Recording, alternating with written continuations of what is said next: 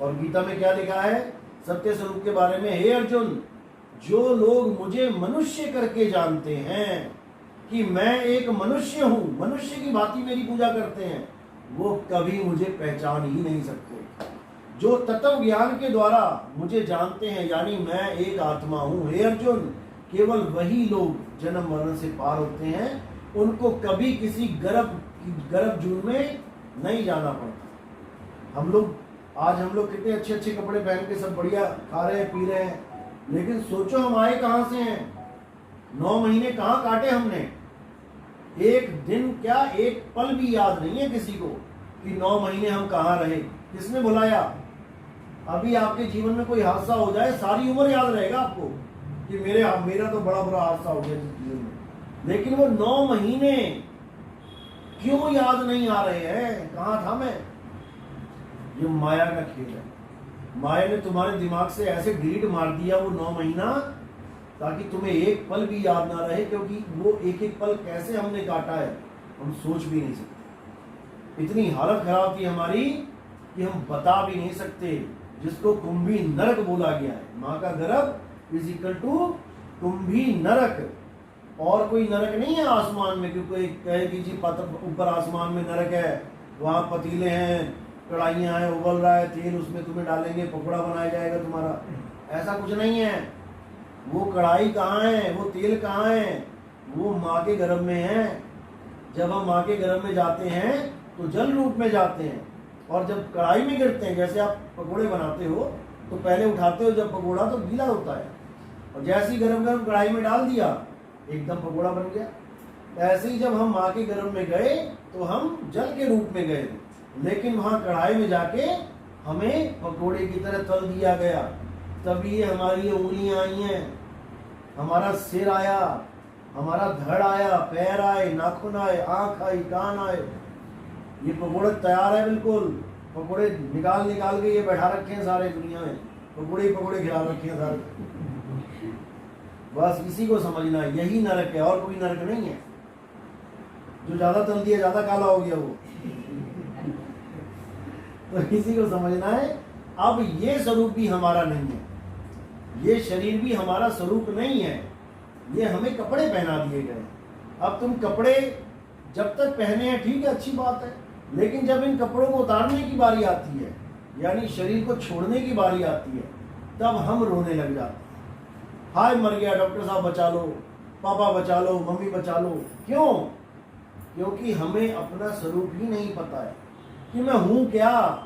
मैं अपने आप को आदमी, अपने आप को औरत, अपने आप को जवान, बूढ़ा, बच्चा मान के बैठा हूं, जबकि मैं खुद एक आत्मा हूं। हे अर्जुन, तू, मैं और ये जितने राजा महाराजा हैं, ऐसा कोई समय नहीं था जब हम नहीं थे। अध्याय 2 में लिखा है सारा। और ऐसा कोई समय नहीं आएगा जब हम नहीं होंगे, यानी हम सदा थे, सदा हैं, सदा रहेंगे। तो फिर किसने किसको मारा? क्या राम ने रावण को मारा? नहीं मारा। कृष्ण जी ने कंस को मारा? नहीं मारा। दुर्योधन को किसने मारा? किसी ने नहीं मारा। कोई मरा ही नहीं, बस कपड़े पहने थे और कपड़े वहीं छोड़ के दूसरे कपड़े पहनने चले गए। जैसे रामलीला में देखते हैं आप, रोज युद्ध होता है, रोज मरते हैं लोग, तो क्या मर गए? रामलीला में तीर चलते हैं ना, तीर कमान, तो कितने लोग मरे होंगे आज तक? कितनी बार रामलीला हुई? 40-50 बार तो हो ही चुकी होगी शहरों में। तो 50 बार रावण मर गया क्या? वो नहीं मरता, उसके तीर लगता है, वो कपड़े उतारता है, घर चला जाता है, अगले साल फिर आ गया। वहां तो 1 साल लगता है आने में, या 9 महीने लगते हैं इंसान चोला पाने में, और किसी चोले में चले गए तो और कम समय लगता है। यानी कहीं ना कोई जून धारण करके सब इधर उधर होते हैं। कोई मक्खी बन गया, कोई छिपकली बन गया। अब वो मक्खी और छिपकली का भोजन है, यानी शरीर को खा रहा है। आत्मा किसी को नहीं खाती। आत्मा कुछ खाती नहीं, आत्मा कुछ पीती नहीं, आत्मा को इस भौतिक शरीर से कोई मतलब ही नहीं है। आत्मा केवल इनको ताकत दे रही है चलने के लिए। ये शरीर को चलाने के लिए आत्मा केवल ताकत दे रही है।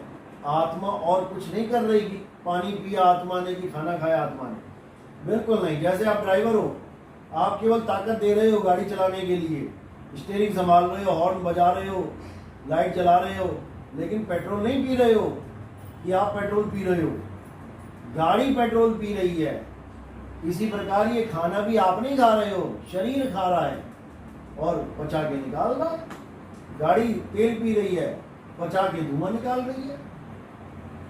तो इस प्रकार हम जितने भी कर्मों में उलझे पड़े हैं, एक भी ऐसा कर्म नहीं इस दुनिया में जो हमने किया। हम अकर्मी हैं, हम अकर्ता हैं। हे अर्जुन, ये आत्मा अकर्ता है, ये कुछ नहीं करता। और देखो कितना बड़ा ज्ञान दिया जा रहा है। हे अर्जुन, ये आत्मा कुछ नहीं करता, जो कुछ करता है ये शरीर करता है। 5 तत्व 25 प्रकृति 3 गुण मिलके करते हैं। इतना कुछ बताने के बाद भी अर्जुन को क्या मिला था? स्वर्ग या नरक? अर्जुन को क्या मिला था? स्वर्ग या नरक? नरक मिला था। स्वर्ग केवल युधिष्ठिर को मिला था। तो जब मैं अकर्ता ही हूं, मैं कुछ करता ही नहीं हूं और आप बोल भी रहे हो, तो फिर मुझे नरक किस बात के लिए भाई? जब मैंने कुछ किया ही नहीं तो मुझे नरक क्यों मिला? क्योंकि गीता में केवल ज्ञान समझाया गया है। गीता में अनुभव ज्ञान नहीं दिया किसी को कि अर्जुन को अनुभूति हो जाए कि मैं एक आत्मा हूं और वो मुक्त हो जाए। गीता में ये ज्ञान बोला ही नहीं गया कि करना क्या है, और जो कुछ बोला गया क्या करना है वो सब एक दैहिक ज्ञान है, देही का ज्ञान है। जैसे गीता में बोला है कि नाक पे ध्यान लगाओ, त्रिकुटी में ध्यान लगाओ, श्वास आती जाती के साथ रमण करो, या फिर ओम का जाप करो, ओम तत् सत्य करो। इसमें से एक भी आत्मज्ञान नहीं। आत्मज्ञान के लिए क्या बोला कि हे अर्जुन, इस दुनिया में 2 प्रकार के तत्व हैं। तत्वदर्शियों ने इन 2 प्रकार के तत्वों की महिमा बताई है। एक असत तत्व है, एक सत तत्व है। असत तो हम सबके शरीर हैं, और जो सत्य है वो आत्मा है। हे अर्जुन, अगर तुम इस सत्य को जानना चाहते हो, अध्याय 4 34वां श्लोक, तो तुम किसी आत्मज्ञानी गुरु के पास जाओ, जिसने अपनी आत्मा को जाना है। वही तुम्हें तुम्हारी आत्मा की पहचान बता सकता है, वही तुम्हें तुम्हारा आत्मा का ज्ञान दे सकता है, जिसको एक बार प्राप्त करने के बाद तुम्हें कभी अज्ञानता में जीना नहीं पड़ेगा। यानी तुम्हें मैंने एक बार समझा दिया कि ना तुम आदमी ना तुम औरत, तुम एक आत्मा हो। थ्योरी पार्ट में आपको समझ में आ गया, लेकिन जब तक प्रैक्टिकल ना हो जाए आप यकीन नहीं कर पाओगे कि मैं एक औरत नहीं हूँ, मैं एक आदमी नहीं हूँ। वो प्रैक्टिकल क्या है? वो प्रैक्टिकल है आत्म ज्ञान को प्राप्त कर लेना। जैसे मैंने आपको कह दिया कि पंखा करंट से चलता है, करंट का झटका किस किस ने खाया है? हाथ खड़े करो। किस किस को करंट लगा है? किसको नहीं लगा है वो हाथ खड़ा करो। आज तक करंट ही नहीं लगा जिसे, सबको लगा है, आपको कभी नहीं लगा, पक्की बात है। अब आप इनको कितना ही समझाने की कोशिश करो कि ये पंखा करंट से चलता है, करंट से चलता है, इनके दिमाग में पड़ने की नहीं कि कैसा होता है करंट, कैसे चल सकता है पंखा करंट से। जिस दिन इन्होंने करंट को हाथ लगा लिया ना, पंखा नहीं तुम्हें भी चला देगा, वो तुम्हें भी चला देगा। समझ में आ जाएगा कि अरे बाप रे, ये है जो पंखे को चला रहा है, और सारा दिन पंखे को हाथ लगाते रहो, एक झटका ना लगे तुम्हें। इसी प्रकार तुम सारा दिन अपने शरीर को हाथ लगाते रहो, तुम्हें एक बार भी अनुभव नहीं होगा कि तुम आत्मा हो। कब अनुभव होगा? जब गुरु तुम्हें तरीका बताएगा कि बेटा तेरी आत्मा तेरे पास है, अगर उसको छूना है तो ये काम कर। फिर तुम्हें समझ में आएगा अरे भाई मेरा शरीर इससे चल रहा है, तब समझ पाओगे। क्योंकि ये शरीर भी पंखा ही है, एक मुर्दा है। ये पंखा जब लेके आए थे तो 3 पीस में था ये पंखा, दुकान पे मुर्दा खरीद के लेके आए थे हम 3 पीस में। कौन कौन से 3 पीस? एक तो पर वाला डब्बा आया था, 3 पंख थे उसमें, एक रोटेटर गोल गोल सा, और एक इतनी डंडी सी थी। तीनों को लेके आ गए, नहीं लाश ले आए 3 हिस्सों में बटी हुई। आगे यहाँ पे नट बोल्ट लगा के लाश इकट्ठी कर दी। यानी पोस्टमार्टम जब जिसका हो चुका था, 3 हिस्से हो चुके थे, घर में आके तुमने सिल दिए, अब वो लाश के जिंदा हो जाएगी? वो तो मुर्दा ही है, लाश मुर्दा है। देखो लाश टांगी थी ना, चल पड़ेगी लाश टांग के सब पे? नहीं चलेगी। फिर तुमने क्या किया? उस लाश में एक करंट लगा दिया तुमने तार के द्वारा, अब देखो 200 की स्पीड में लाश भाग रही है, 200 की स्पीड में लाश भाग रही है। इसी प्रकार हमारी जो बॉडी है वो भी एक लाश है। ये बॉडी हमारी मुर्दा है, लेकिन हमें चलती हुई दिखाई दे रही है, इसलिए हम सोच रहे हैं ये भी जिंदा है, ये भी जिंदा है, वो भी जिंदा है, वो भी जिंदा है, जबकि सारे मरे हुए हैं, सब मरे हुए हैं। केवल जिंदा इसलिए दिख रहे हैं क्योंकि करंट लगा रखा है, इसलिए सारे भागे भागे फिर रहे हैं, क्योंकि आत्मा का टच हो गया है शरीर से, इसलिए शरीर चलता हुआ दिखाई दे रहा है। और मुझे लग रहा है मेरी माँ तो अभी जिंदा है, मेरा पापा तो अभी जिंदा है। और जैसे ही कोई एक्सपायर होगा तो हम खुद अपने मुंह से ही कह देंगे पापा हमें छोड़ के चले गए। अब पापा हमें छोड़ के चले गए तो फिर ये कौन पड़ा हुआ है जिसकी तुम सेल्फियां लेते थे खींच खींच के, जिनके साथ तुम घूमते थे? बॉडी को ही तो पापा मान रखा था। मेरे पापा जी गोरे हैं, मेरे पापा जी बूढ़े हैं, मेरे पापा जी 70 साल के हैं। तो वो कौन है जो पापा जी चले गए? वो कितने साल का था? वो था कौन? शक्ल क्या थी उसकी? यानी कि जैसे पंखा चलता चलता रुक जाता तो हम कहते हैं लाइट चली गई, हम कभी ये कहते पंखा चला गया। कभी बोला हमने कि पंखा चला गया? हम क्या कहेंगे? लाइट चली गई। अब लाइट को तुम पंखा बना के बैठ जाओ तो बेवकूफ कौन है? तुम ही हो। पापा जो चले जाएंगे उसको तुम बॉडी बना के बैठ जाओ कि ये मेरे पापा बैठे हैं। नहीं बैठे हैं भाई, ये पापा की बॉडी है। केले का छिलका है, केला नहीं है। केला जाएगा पेट के अंदर और छिलका जाएगा डस्टबिन में। इसी प्रकार ये बॉडी डस्टबिन में जाने वाली है। किसी की आग के ऊपर पड़ जाएगी, किसी की जमीन के नीचे गड़ जाएगी। लेकिन जो इस बॉडी को चला रहा है असल में वो है तुम्हारा पापा। और वो भी पापा नहीं है, वो तुम्हारा भाई है। परमात्मा के बच्चे हैं सारे। पापा तो तुमने इसलिए मान लिया क्योंकि तुम्हारे माँ बाप से तुम यहाँ पैदा हो गए, तुम्हारा शरीर पैदा हो गया, इसलिए तुमने उसको पापा और उसको मम्मी मान लिया। लेकिन वो पापा मम्मी भी इस जन्म की है। पिछले जन्मों के पापा मम्मी आ जाए तो ये पूरा जलंधर भर जाएगा और तुम्हें कहेंगे ना मैं तेरी माँ उस जन्म की, मैं तेरा बाप उस जन्म का। तुम भागे भागे फिरोगे इतने माँ बाप देख के। अभी केवल एक माँ बाप की वजह से मुंह नहीं टूट रहा है। नहीं नहीं मेरी माँ, मेरी माँ। पिछले जन्म में कुत्ता कुतिया बने थे, वो माँ इधर ही घूम रही होगी कहीं, दूध पिलाती बच्चों को। वहां मर गए, यहाँ पैदा हो गए, अब इसको माँ मान लिया, ये मर जाएंगे, फिर किसी और को माँ मान लेंगे। पता नहीं कितनी माएँ मिलेंगी, मिल चुकी हैं, गिनती नहीं कर पाओगे, गिनती जिसको कहते हैं। लेकिन तुम्हें माया के जाल में ऐसा फंसा दिया गया है कि तुम्हारी एक माँ नहीं छूट रही। लाखों करोड़ों छोड़ दी, लेकिन इस जन्म की एक नहीं छूट रही। मैं नहीं छोड़ सकती माँ को, मैं नहीं छोड़ सकती बच्चों को। सारा दिन सूरत में माँ बच्चे, माँ बच्चे। तो वाणी क्या कह रही है?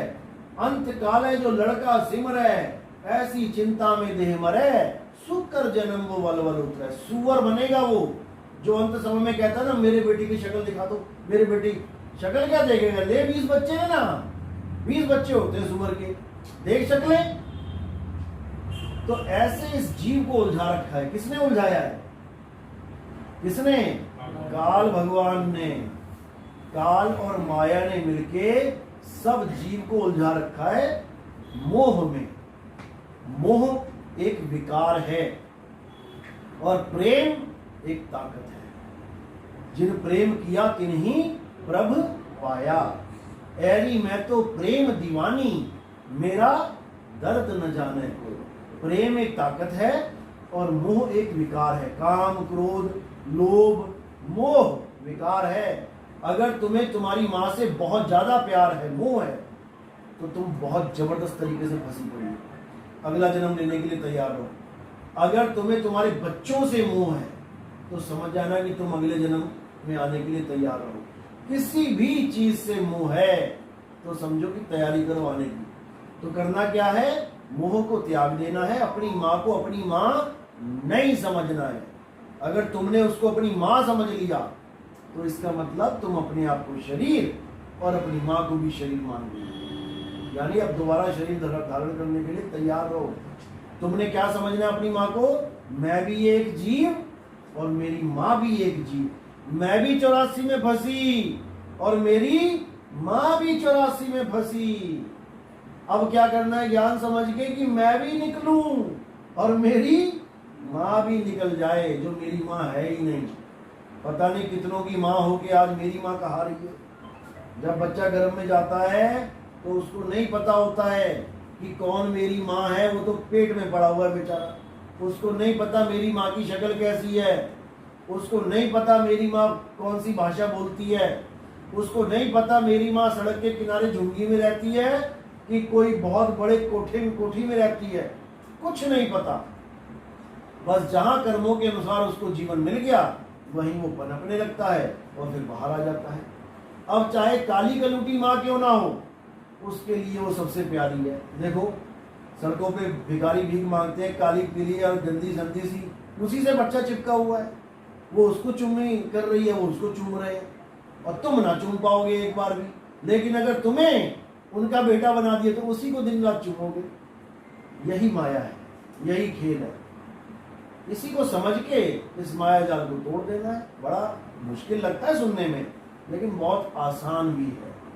आसान तब है जब आप अपने आप को आत्मा समझ लो। आपने अपने आप को समझ लिया ना कि अच्छा ये करंट मैं हूं, तो मेरी माँ भी वही करंट है, मेरा पापा भी वही करंट है, मेरे सारे भाई बहन, मेरे सारी दुनिया में जितने भी लोग हैं सब करंट है। पंखा तो कोई है ही नहीं। तो जब करंट है तो करंट तो कभी खत्म होगा ही नहीं। पंखा चलता चलता भले रुक जाए। बस इसी को समझ लेना, यही आत्मज्ञान है।